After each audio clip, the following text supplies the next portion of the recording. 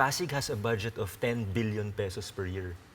And I think that if we use every peso in that 10 billion pesos, we have increased livelihood projects, we increase the scholarship program, we focus on education, and then we also top up on healthcare.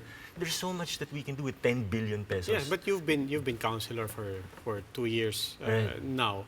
I mean, you've been working inside. How is that budget currently being used? And I mean, I would imagine meron kayong programs on anti-poverty and livelihood and so on. But how is it currently being used? And how would you propose that it be changed? Right. You know, in fairness to the Eusebios, they have a lot of good programs, like the scholarship programs, benefits for senior citizens, even the infrastructure. We have good programs. But I think we're spending way too much on programs that don't really have an impact. For example, you know, we spend millions of pesos on parades every year. I mean, okay, we have a parade. People are happy for a few minutes, maybe an hour or two. But what if you spend 15 million on one day for celebrations, may fireworks pa, walang impact eh. So I think we need to reprioritize. We change the priority from those projects that are for show. And that's a literal, real example. You spent Pasig spent 15 million pesos on a parade? Yes, yes. Maybe not one parade, but for a day of celebrations na wala naman talagang impact sa taong bayan except for, you know, ngingiti tayo for a few minutes. Pero after that, we go home. Tapos na.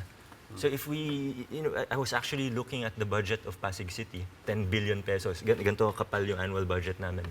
And I was looking what can we scrap? What can we, you know, obviously we don't have the time to list everyone.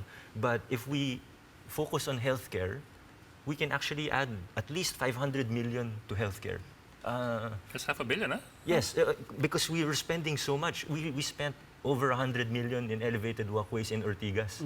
So if we can spend over 100 million in elevated walkways, I think we can spend more on healthcare. And we have a general hospital run by the city, which is good. But you know, even if the room is free, wala naman gamot.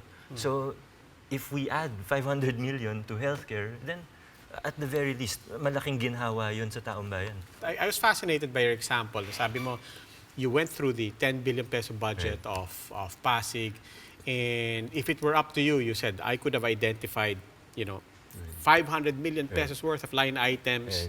From Na the parades kung and kinumpuni everything. natin yan, we could have. You cited the parade as one example. I just want you to give us more examples of, sige nga, what other items, to give us an idea of how LGUs work and how LGUs spend money. Give us more examples of these are easy, low-hanging line items that na kung hindi natin gastusan, napakadaling i-divert to public health. Well, the biggest example is yung celebrations. I think yun talaga, useless talaga eh. I mean, kawawa yung tao, dun ginagastos yung pera.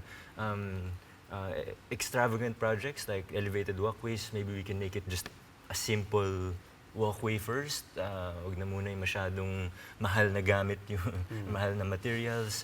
Another example is, you know, if you notice yung mga kalsada minsan, parang every year ginagawa.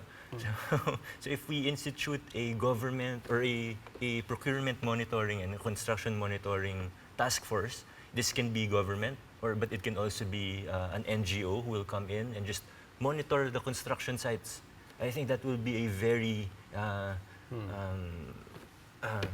maybe, it will really change how we spend our money in Pasig. And it sort of defeats the purpose, di ba? I mean, if government is monitoring its own spending... Well, it should be a civil society group. It should be a civil society group who will monitor, which I do have some experience in from my old work in Government Watch. We used to do that even in Leyte. We had some programs related to that.